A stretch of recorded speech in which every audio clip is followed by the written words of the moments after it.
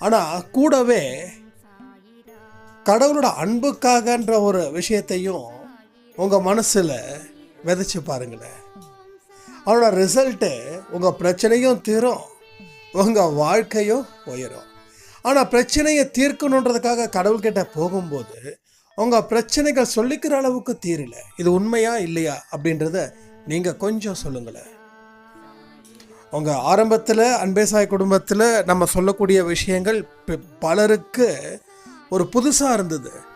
என்கிட்ட கேட்டாங்க ஒருத்தவங்க, இது என்ன மோட்டிவேஷனல் சேனலா இல்லை சாயப்பா பற்றி பேசுகிற சேனலா அப்படின்னு. நான் ஒன்று தான் சொன்னேன், சாயினாவே அது மோட்டிவேஷன் தான், கடவுள்னாவே மோட்டிவேஷன் தான். அப்போ கடவுள்னா என்னது?